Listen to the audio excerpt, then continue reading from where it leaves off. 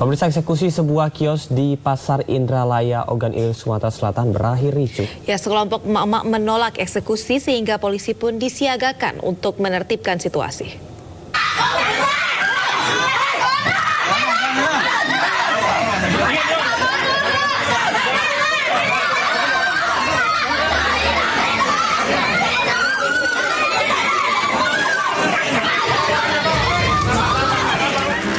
Jeritan emak-emak ini mengiringi eksekusi kios di Pasar Indralaya, Kabupaten Ogan Ilir, Sumatera Selatan. Eksekusi berlangsung ricuh. Para pedagang menolak adanya eksekusi lantaran mengaku memiliki sertifikat hak milik atas bangunan kios untuk berdagang.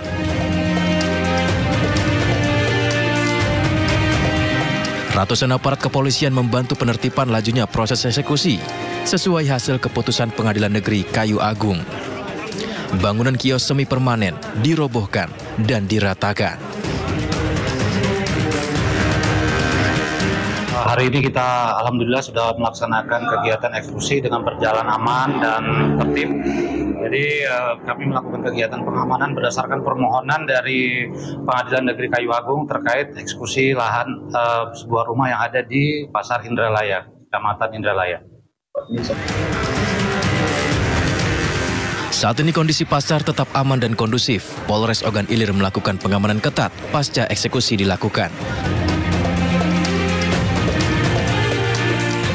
Dari Kabupaten Ogan Ilir, Sumatera Selatan, Fitriadi, iNews melaporkan.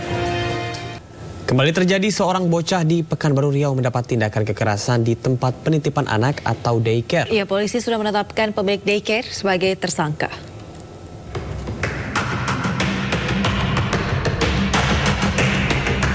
Inilah video penyiksaan anak yang dilakukan pengasuh daycare di sebuah ruko di Jalan Pendawa 5, Pekanbaru Riau.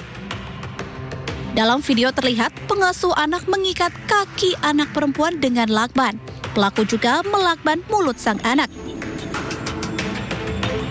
Sebelumnya, korban juga tidak diberi makan dengan alasan agar tidak buang air kecil dan buang air besar. Orang tua korban pun melaporkan kasus penganiayaan anak ini ke Lembaga Perlindungan Anak Indonesia (LPAI) pada 31 Mei 2024 lalu. Ketua LPAI Seto Mulyadi menjelaskan bahwa korban yang berusia 4 tahun tersebut masih trauma dan tidak mau ke sekolah. LPAI juga mendesak polisi untuk segera menindak pelaku sekaligus memproses hukum pemilik daycare.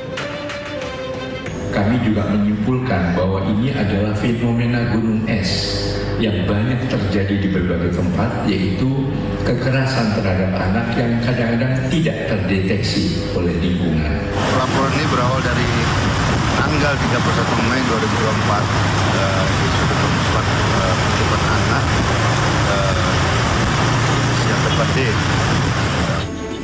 Polisi telah menetapkan pemilik tempat penitipan anak Early Steps Daycare sebagai tersangka. Saat ini, tempat penitipan anak Early Step Daycare yang diduga tidak memiliki izin sudah tutup sejak beberapa bulan lalu. Dari Pekanbaru Riau, Indra Yusrizal, iNews melaporkan. Seorang preman di Bangkalan, Jawa Timur yang biasanya galak di jalanan malah menangis dan minta maaf usai dibekuk polisi. Ya, pelaku ditangkap berkat laporan masyarakat karena perilakunya yang suka merampas di jalanan, utamanya menyasar para pengemudi truk. Pulang nafar segeri merembuk, sampo anakku pas rampas dari Suramadu. Dengan mata berkaca-kaca, NF hanya bisa berucap pelan saat ia meminta maaf karena sering menyusahkan pengguna jalan. Dalam bahasa Madura, ia pun mengakui sering melakukan perampasan barang di jalanan. Kapolres Bangkalan AKBP Febri Isman Jaya mengatakan, tersangka NF biasanya beraksi dari kawasan Jalan Akses Suramadu hingga ke wilayah Kecamatan Belega. Setiap kali beraksi, ia selalu minta uang ratusan ribu rupiah sebagai jatah keamanan pada pengguna jalan, terutama kepada para pengemudi kendaraan besar, khususnya truk yang berasal dari luar Bangkalan. Bahkan jika hanya diberi uang Rp50.000, tersangka akan menodong korbannya dengan senjata tajam, yakni berupa pisau lipat yang selalu ia bawa setiap kali beraksi. Tersangka juga tak segan-segan merampas barang berharga milik korban, termasuk handphone. Dari hasil pemeriksaan polisi diketahui aksi NF sudah berlangsung sejak lama. Namun baru kali ini ada pengemudi kendaraan atau pengguna jalan yang melaporkannya ke polisi. Kita dikasih duit, tersangka ini merampas handphone sopir tersebut. Nah, ini yang sempat viral. Di Tanah Merah, ini kejadian di Tanah Merah. Tersangka NF dijerat pasal 365 KUHP tentang pencurian dengan kekerasan dengan ancaman hukuman maksimal 7 tahun penjara. Dari Bangkalan, Madura, Taufik Sahrawi, iNews melaporkan. Ya, kita ke informasi selanjutnya. Pemirsa, sebuah rumah yang menjadi tempat penyimpanan dan pengoplosan gas di Bogor, Jawa Barat rusak parah diduga akibat ledakan gas. 2 orang menderita luka-luka dalam kejadian ini.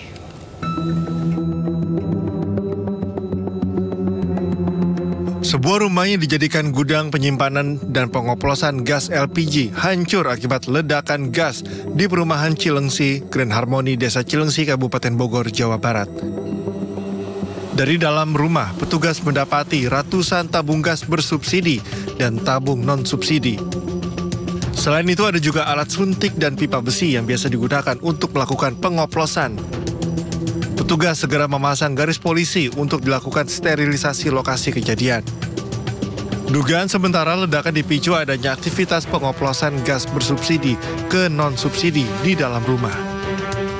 Korban mengalami luka bakar ya, kayak semburan kena gas gitu melepuh karena dia aktivitas yang kita ketahui, dia pemain musik, dia entertain ya, orang entertain, orang musik, jadi kita tidak tahu dia aktivitas dia seperti ini. Kuatnya ledakan juga membuat 2 orang mengalami luka bakar, diantaranya pemilik rumah dan seorang karyawan yang sudah dievakuasi ke rumah sakit. Warga juga mengaku tidak ada yang mengetahui rumah ini dijadikan tempat penyimpanan gas. Dari Kabupaten Bogor, Jawa Barat, Cahyat Supriyatna, iNews melaporkan. Kebakaran melanda kawasan padat penduduk di Kabupaten Kuburaya, Kalimantan Barat. Api dengan cepat membakar 3 rumah yang berdekatan.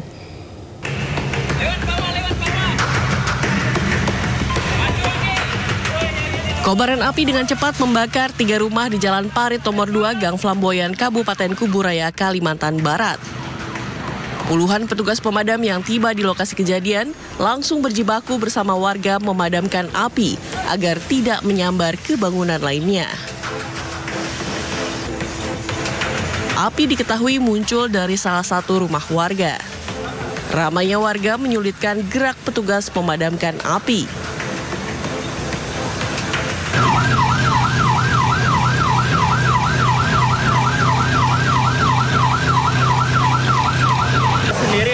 Pemadaman kebakaran di Flamboyan 3 ini sebetulnya akses jalan yang sangat sulit ya sebetulnya, karena hanya bisa dilewati 1 tangki saja, karena kalau sudah lewat 1 tangki semuanya harus berjejer sampai ke belakang.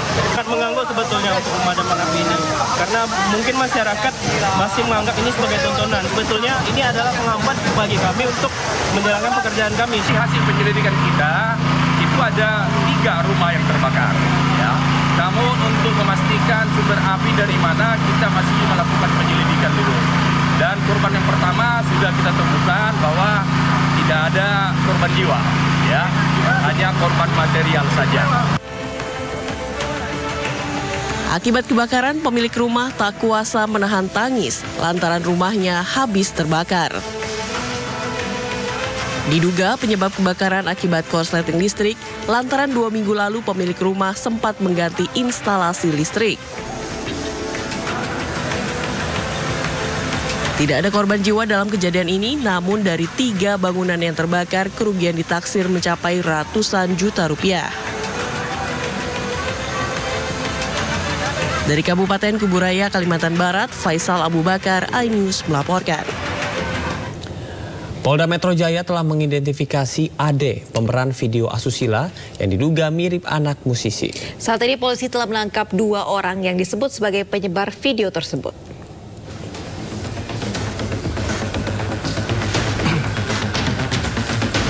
Polisi terus menyelidiki kasus video asusila mirip Ade yang merupakan anak musisi.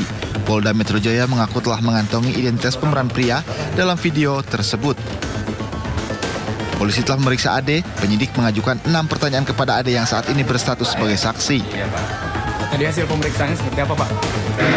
Apakah saksi ini adalah orang yang ada di video tersebut? Kemudian jika benar, maka dibuatnya kapan, prosesnya bagaimana, kemudian bagaimana video ini bisa tersebar dan lain sebagainya. Objek perkaranya adalah penyebaran konten elektronik video bermuatan pornografi. Nah, kemudian video yang diduga bermuatan pornografi itu tentunya ada pemerannya. Ini yang didalami. Sebelumnya, Polda Metro Jaya telah menangkap 2 orang yang menyebarkan video sur tersebut hingga viral di media sosial. Keduanya kini telah ditahan di Polda Metro Jaya. Dari Jakarta, tim liputan iNews melaporkan. 6 terpidana kasus pembunuhan Vina dan Eki akan mengajukan peninjauan kembali pekan depan ke Pengadilan Negeri Cirebon, Jawa Barat. 2 saksi pamungkas dipersiapkan sebagai bukti baru.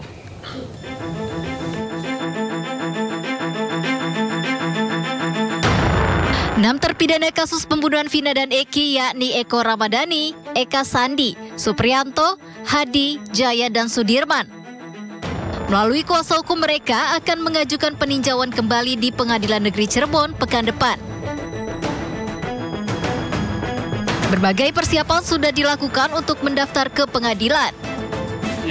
Bahkan 2 saksi, yakni Ismail dan Adi, sudah disiapkan lantaran mengetahui persis kejadian di malam peristiwa meninggalnya Vina dan Eki. Tanggal 27 Agustus 2016 sekitar jam 10 malam terjadi suatu kecelakaan tunggal di flyover Talun. Nah, ini yang sedang kita periksa siapa itu korbannya. Ya, karena saksi ini sudah menguraikan korbannya, ciri-cirinya yang ditemui pada saat itu siapa, suatu temuan atau suatu keterangan yang sangat baru dan sepertinya ya fakta ini itu bisa dapat membalikkan 180 derajat nasib para terpidana saat ini. Sebelumnya terpidana bebas kasus pembunuhan Vina dan Eki, Saka Tatal telah rampung menjalani sidang peninjauan kembali di Pengadilan Negeri Cirebon. Kini giliran 6 terpidana lain mencari keadilan. Dari Cirebon, Jawa Barat, Miftahudin, iNews melaporkan. Penyidik Barreskrim Polri memeriksa tim kuasa hukum 7 terpidana kasus Vina atas pelaporan kesaksian palsu Rudiana. Menurut perwakilan kuasa hukum, ini merupakan pemeriksaan kedua. Tim kuasa hukum terpidana kasus Vina memenuhi panggilan dari Barreskrim untuk diperiksa sebagai pelapor berkaitan laporan keterangan palsu dari Ibtu Rudiana. Jutek Bongso selaku salah satu dari tim kuasa hukum yang hadir di Barreskrim menyatakan pemeriksaan ini merupakan pemeriksaan kedua dan sudah masuk materi penyidikan. Hari ini kami di Barreskrim bersama dengan tim dalam rangka memenuhi undangan dari penyidik Barreskrim terkait laporan kami LP terhadap Bapak Rudiana. Kami para penasihat hukum, advokat dari penasihat hukum dari siapa namanya? Hadi Saputra dipanggil diperiksa sebagai pelapor. Ya, sebagai pelapor untuk Bapak Rudiana, ya kan? Ini masih berlangsung pemeriksaan di mana gelar pertama sudah dilakukan minggu lalu dan saat ini sudah masuk ke dalam tahap penyelidikan. Ya, tahap penyelidikan oleh Mabes Polri yang seperti laporan kami terhadap Aib dan Dede itu para terpidana kemarin sudah juga dilakukan pemeriksaan di lapas. Terhadap laporan ini juga saya pikir ya kami kira juga pasti akan segera dilakukan pemeriksaan terhadap para terpidana di lapas. Ya, pemirsa, terima kasih Anda masih di Sindo Today. Selanjutnya, kuasa hukum keluarga almarhumah Dini Sera memenuhi panggilan dari Komisi Yudisial. Pemanggilan tersebut terkait aduan dugaan kejanggalan dalam putusan hakim yang membebaskan Rona Tanur dalam kasus penganiayaan yang menyebabkan tewasnya Dini Sera.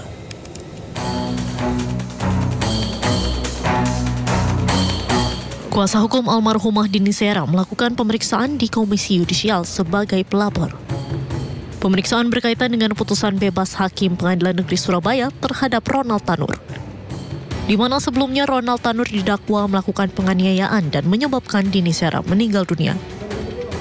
Putusan bebas ini membuat kuasa hukum Dini Sera melaporkan ketiga Hakim Pengadilan Negeri Surabaya atas kejanggalan dalam putusan tersebut. Hari ini kami datang ke Komisi Yudisial menindaklanjuti panggilan dari Komisi Yudisial untuk dilakukan pemeriksaan atas laporan dari kami terhadap 3 majelis hakim yang ada di Pengadilan Negeri Surabaya, yakni Bapak Erintua Damanik, Bapak Heru Anindyo, dan Bapak Mangapoi. Proses penanganan kasus ini menurut kami itu tidak fair.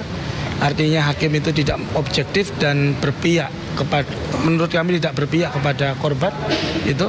Kemudian kami juga ingin menunjukkan bahwasannya apa yang diambil oleh hakim di dalam pertimbangannya itu bertentangan dengan fakta hukum ya. Artinya di sini kami tidak dalam rangka untuk mengintervensi putusan ya, tapi bagaimana hakim itu tidak memiliki objektivitas di dalam proses mengambil pertimbangan hukum, karena itu bertentangan dengan fakta-fakta yang ada. Sebelumnya, Ronald Tanur terdakwa pembunuhan kekasihnya Dini Sera Afrianti divonis bebas oleh Hakim PN Surabaya. Hal ini menyita perhatian publik hingga akhirnya keluarga korban dan pengacara korban melaporkan ke 3 majelis hakim, yakni Erintua Damanik, Heru Anindyo, dan Mangapul ke Komisi Yudisial. Dari Jakarta, Naura Syafiqah dan Di Bernadi iNews melaporkan. Razia lalu lintas di Jalan Raya Legok, Tangerang, Banten diwarnai keributan antara polisi dan juga pengendara. Pengendara yang ditilang karena tidak memakai sabuk pengaman mengaku bahwa polisi melakukan kekerasan saat melakukan razia dengan menarik tangannya.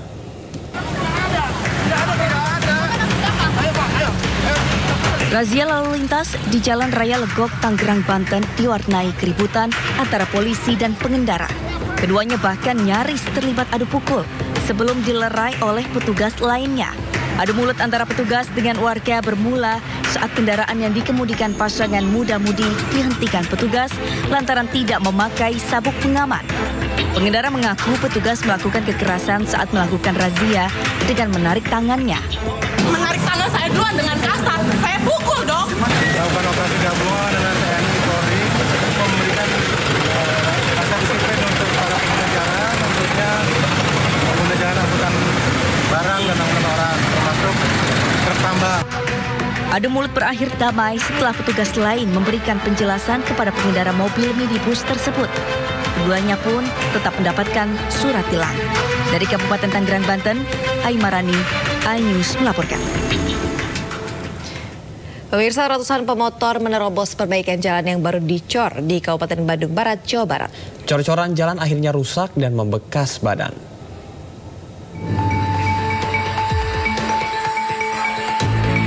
Ratusan pemotor ini melaju di atas jalan yang baru dicor. Lalu lintas selama perbaikan jalan terjadi pada Selasa pagi di Kampung Cibodas, Kecamatan Cimahi Selatan. Saat itu, lalu lintas sedang dilakukan rekayasa buka tutup jalur. Namun seorang pengemudi motor tidak sabar dan memaksa melintas, diikuti oleh pemotor lain. Warga sudah mengingatkan para pemotor, namun tidak dihiraukan. Pengendaranya tidak sabar. Padahal warga udah mengingatkan bahwa jalan masih basah, tapi terobos aja gitu. Itu berapa banyak kendaraan? Banyak. Kini kondisi jalan yang baru dicor rusak berat dengan kedalaman lebih dari 10 cm. Warga berharap pemerintah turun tangan agar proyek perbaikan segera selesai. Dari Kabupaten Bandung Barat, Jawa Barat, Yuwono, iNews melaporkan.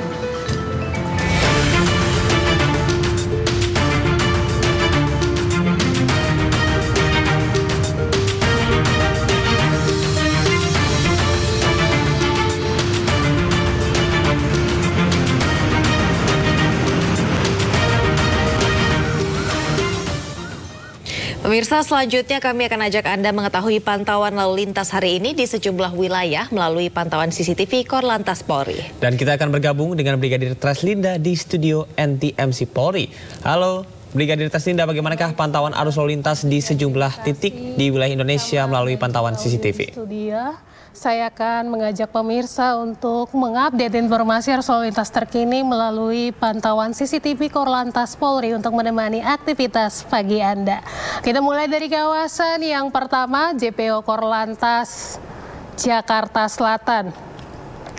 Arus lalu lintas dari arah Cawang yang akan mengarah ke Gatot Subroto di jalur arteri pada pagi hari ini masih dalam keadaan ramai lancar. Untuk tol Cawang yang akan mengarah ke Semanggi dalam keadaan ramai lancar, namun di arah sebaliknya dari Semanggi yang akan mengarah ke Cawang terlihat mengalami peningkatan volume kendaraan di mana sudah terjadi perlambatan kecepatan.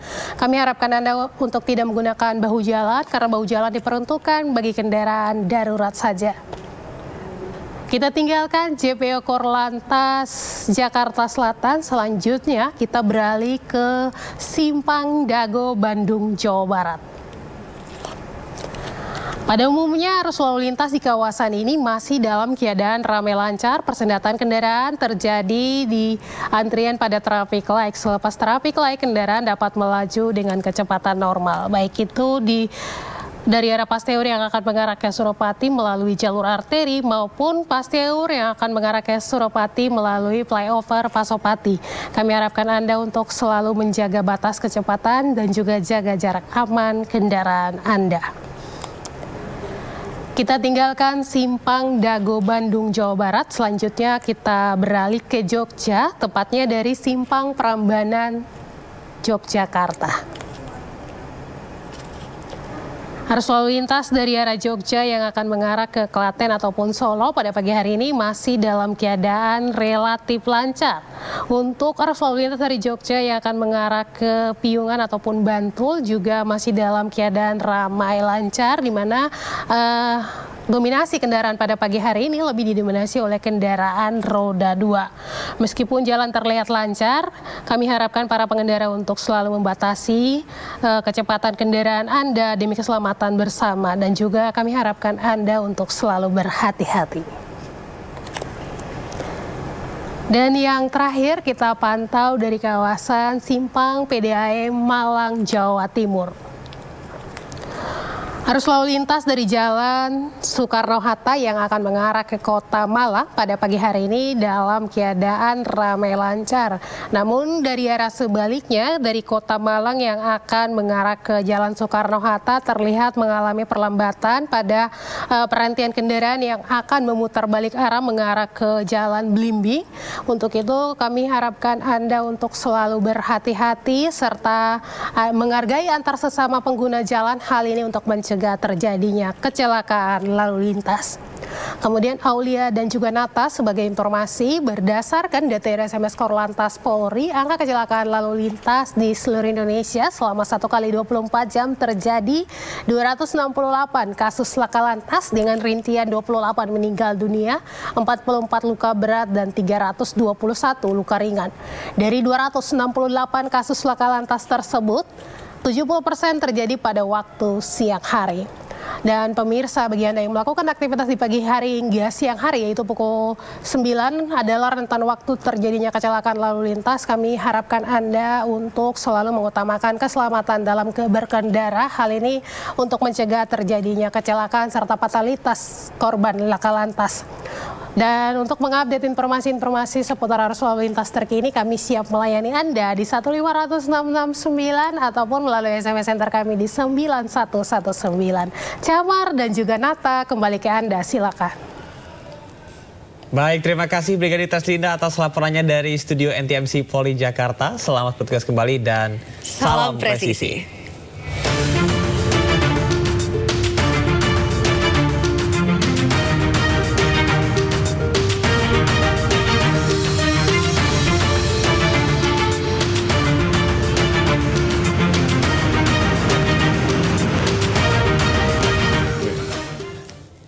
Pemirsa, Kepala Sekretariat Presiden Heru Budi Hartono menyebut kirap bendera pada 10 Agustus 2024. Kirap ini merupakan bagian dari rangkaian peringatan HUT ke-79 RI, sekaligus simbol kebersamaan dan sinergi antara daerah khusus Jakarta dan IKN Nusantara.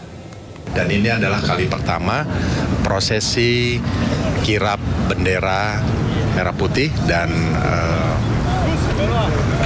fotokopiar, artinya kirap dan teks proklamasi itu dibawa ke IKN. Ini adalah rangkaian dari bagian dari 17 Agustus merayakan detik-detik proklamasi, dan tumnya adalah tata upacara militer itu adalah di Kalimantan, di IKN.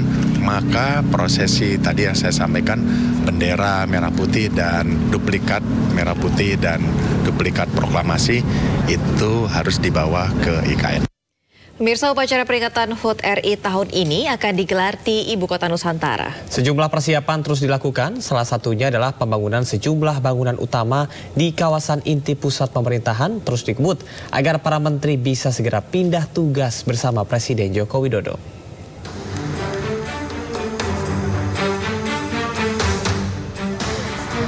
Upacara peringatan Hari Ulang Tahun ke-79 Republik Indonesia tinggal menghitung hari. Sejumlah persiapan pun dilakukan di Ibu Kota Nusantara atau IKN yang menjadi lokasi digelarnya upacara. Otorita IKN terus mematangkan persiapan penyelenggaraan, salah satunya Istana Negara. Sebelumnya, Menteri Koordinator Bidang Politik, Hukum, dan Keamanan, Hadi Cahyanto mengecek progres pembangunan Istana Negara di IKN, Kabupaten Penajam Pasir Utara, Kalimantan Timur. Istana Garuda kini sudah berdiri kokoh dan lapangan upacara yang tepat berada di depan istana juga telah rampung, meski masih ada beberapa sudut dalam tahap finishing. Nantinya Presiden Joko Widodo akan memimpin upacara di Nusantara pada 17 Agustus mendatang. Pegelaran atau peringatan detik-detik proklamasi sampai saat ini kita masih melakukan finishing, melakukan penyempurnaan mulai dari tenda, kemudian tata tempat, termasuk juga kita mulai simulasi pergerakan bus begitu untuk memastikan dan memberikan rasa nyaman kepada para tamu undangan, memberikan rasa puas karena di hari itu kita ingin semua tamu undangan termasuk juga warga negara Indonesia dimanapun berada ingin dalam suasana sukacita dan bahagia menyambut Hari Ulang Tahun Kemerdekaan Republik Indonesia. Semua pihak berharap persiapan yang telah dilakukan dapat berjalan sesuai rencana, sehingga upacara HUT ke-79 Republik Indonesia di IKN berjalan lancar karena upacara Hari Kemerdekaan akan menjadi momentum bersejarah yang menginspirasi bangsa. Partai Golkar memberikan sinyal segera memberikan dukungan resmi kepada Ridwan Kamil sebagai calon gubernur Jakarta 2024 setelah posisi Cagup Jawa Barat diberikan kepada Deddy Mulyadi. Meski begitu, Golkar masih terus berkomunikasi dengan partai lain di Koalisi Indonesia Maju. Partai Golkar memberikan sinyal akan segera memberikan dukungan resmi kepada Ridwan Kamil sebagai calon gubernur Jakarta 2024. Hal tersebut disampaikan Wakil Ketua Umum Partai Golkar, Doli Kurnia. Sebab dukungan untuk calon gubernur Jawa Barat telah resmi diberikan Golkar kepada Deddy Mulyadi. Kalau kita ibaratkan tiket, berarti tiketnya yang di Jawa Barat sudah invalid. Karena sudah kita serahkan kepada saudara Deddy Mulyadi. Artinya tiketnya yang sekarang masih hidup, masih valid itu ada di Jakarta. Sementara itu, pengumuman resmi dukungan terhadap Ridwan Kamil akan disampaikan Golkar bersama dengan partai-partai politik lain yang tergabung dalam Koalisi Indonesia Maju. Dari Jakarta, Nisa Sahib Muhammad Firmansyah, iNews melaporkan. Partai Golkar menerbitkan surat keputusan calon gubernur dan calon wakil gubernur dalam perhelatan Pilkada 2024 di 10 provinsi.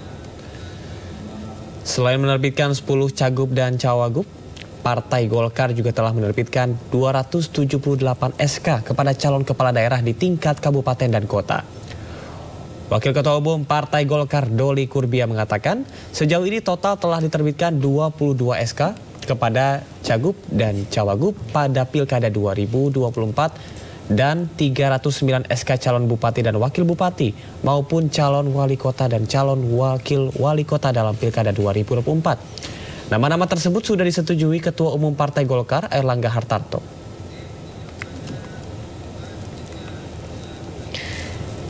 Selanjutnya pemirsa, politisi Partai Amanat Nasional Bima Arya menyatakan mundur dalam bursa pemilihan Gubernur Jawa Barat pada Pilkada serentak tahun 2024. Selain tidak mendapat rekomendasi dari Koalisi Indonesia Maju, Bima pun tunduk dengan keputusan partainya yang mendukung mantan Bupati Purwakarta, Deddy Mulyadi.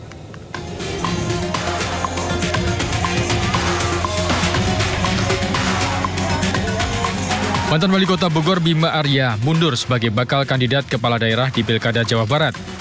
Pernyataan ini disampaikan Bima Arya di kediamannya kawasan Pararang Siang Indah, Kota Bogor, Jawa Barat.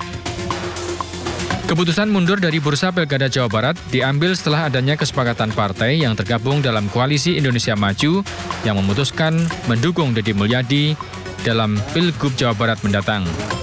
Bahkan dalam koalisi tersebut, calon wakil gubernur Jawa Barat berasal dari Partai Golkar.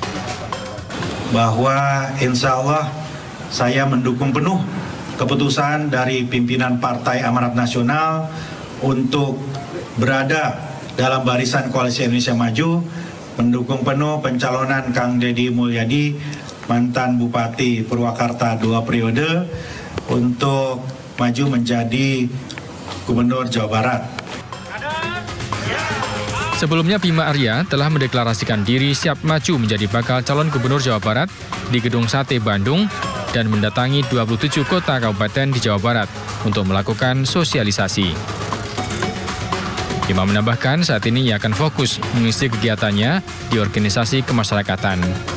Dari Bogor, Jawa Barat, Andi Firmansyah, iNews melaporkan. Pemirsa, panitia seleksi calon pimpinan dan Dewan Pengawas KPK mengumumkan 40 nama calon pimpinan KPK dan 40 calon Dewan Pengawas KPK setelah lolos tes tertulis. Total 80 peserta yang dinyatakan lulus tertulis ini selanjutnya akan mengikuti seleksi tahap berikutnya, yaitu Profile Assessment. Panitia seleksi atau pansel calon pimpinan KPK Capim KPK mengumumkan total keseluruhan 80 orang lulus tes tertulis untuk seleksi Capim dan calon Dewas KPK. 40 calon lolos dari 230 peserta seleksi Capim KPK dan 40 lainnya dari 142 calon Dewas. Ketua Pansel KPK Yusuf Ateh mengatakan peserta yang dinyatakan lulus diwajibkan mengikuti seleksi tahap berikutnya berupa penilaian profil pada 28 dan 29 Agustus 2029.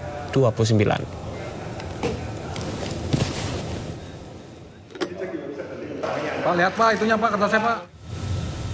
Ya pemirsa, kita beralih ke informasi lainnya. Ditjen Imigrasi menangkap 2 warga negara Indonesia yang menjadi tersangka kasus dugaan tindak pidana penyelundupan manusia. Sebanyak 28 warga negara asing diselundupkan secara sengaja dan terorganisir ke Australia oleh tersangka tanpa melalui visa dan imigrasi. Ditjen Imigrasi menangkap dan menahan 2 orang WNI tersangka kasus penyelundupan orang ke Australia. Keduanya menyelundupkan 23 warga negara Bangladesh, 4 warga negara Cina, dan seorang warga negara India yang merupakan imigran ilegal menuju Australia pada 7 Agustus lalu. Pada 18 Juni mereka terdeteksi dan sempat diamankan pasukan perbatasan Australia sampai akhirnya diminta kembali ke wilayah Indonesia. Mereka kemudian ditemukan terdampar di pantai Muara Cikaso, Sukabumi, Jawa Barat pada 29 Juni oleh warga setempat dan diduga melanggar aturan keimigrasian. Kami melakukan pendalaman dengan melakukan permintaan keterangan, akuisisi dan eksaminasi digital, serta berkoordinasi dengan pemerintah Australia. Dengan hasil ditemukan fakta dan bukti permulaan yang cukup terjadinya tindak pidana keimigrasian. Di Jember, Jawa Timur, 2 anak mengalami gagal ginjal kronis dan juga harus menjalani cuci darah. Ya, diduga mereka kerap mengonsumsi minuman dengan pemanis buatan dalam jangka waktu yang lama.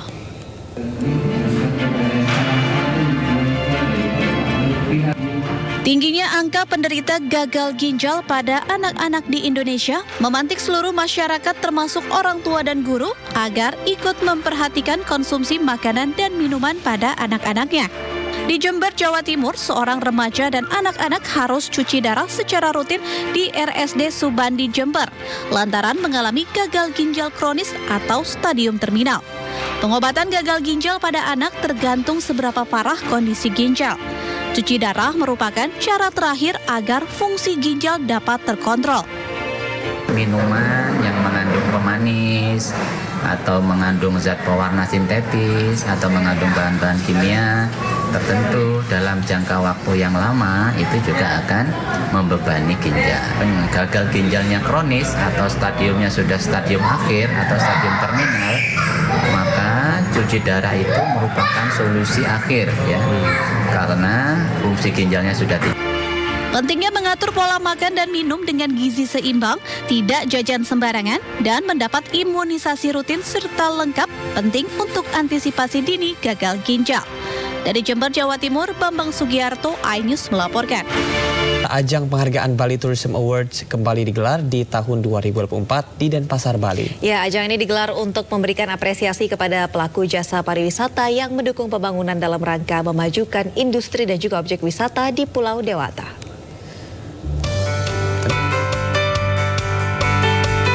Yayasan Indonesia Tourism and Travel Awards kembali menggelar ajang penghargaan Bali Tourism Awards 2024.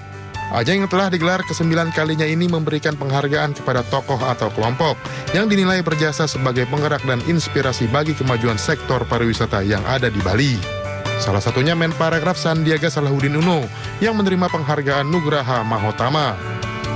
Masih segar dalam ingatan kami bagaimana kita berjuang bersama mengatasi pandemi bahu-membahu, dan saya sama Pak Bupati di tahun 2020-2021 melihat bagaimana pariwisata bukan hanya di Bali tapi di seluruh Indonesia sangat memprihatinkan, dan berkat kerjasama kita semua, berkat kolaborasi, sekarang Bali sudah bangkit. Menparekraf Sandiaga Uno berkomitmen akan terus memajukan sektor pariwisata dan ekonomi kreatif di Indonesia, khususnya di Pulau Bali, dengan mengajak seluruh pihak untuk meningkatkan kualitas dan infrastruktur demi kenyamanan wisatawan saat berlibur. Dari Denpasar, Bali, Dewa Partika, iNews melaporkan. Pemirsa, Indonesia menyumbang emas kedua di Olimpiade Paris 2024 usai atlet angkat besi Rizky Juniansyah meraih medali di nomor 73 kg. Bertanding di South Paris Arena, Prancis, Rizky mendapat emas usai total mencatat angkatan 355 kg yang diraih dari 155 kg di angkatan snatch dan 200 kg di angkatan clean and jerk. Angkatan atlet berusia 21 tahun di clean and jerk juga membuatnya memecahkan rekor Olimpiade. Hasil ini membuat sang juara dunia 2024 menjadi atlet angkat besi Indonesia pertama sepanjang sejarah yang meraih medali emas di Olimpiade. Ini juga menjadi medali ketiga Indonesia di Olimpiade edisi ke-333. Peringkat Indonesia untuk sementara naik ke posisi 28 dengan raihan 2 emas dan 1 perunggu.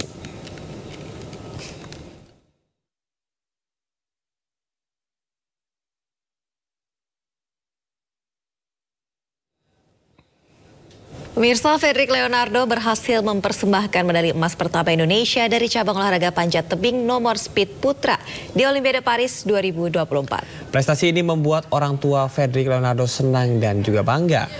Kebahagiaan terpancar dari orang tua Fredrik saat ditemui di Gang Harapan, Jalan Tanjung Raya 2, Pontianak Timur, Kalimantan Barat. Di rumah terpampang sederet medali dan piagam ketika Fredrik ikut sejumlah kompetisi panjat tebing. Ayah Fredrik mengaku sangat senang dan menyebut meraih emas Olimpiade sudah menjadi cita-cita putra kebanggaannya. Ia menambahkan, Fredrik selalu minta didoakan setiap habis latihan. Bakat Fredrik pada dunia olahraga panjat tebing sudah terlihat sejak masih duduk di bangku kelas 2 SMA. Ya, sangat senang sekali lah itu. Karena ini kan memang yang dicita-citakan gitu. Juara di Paris itu, di Olimpiade Paris.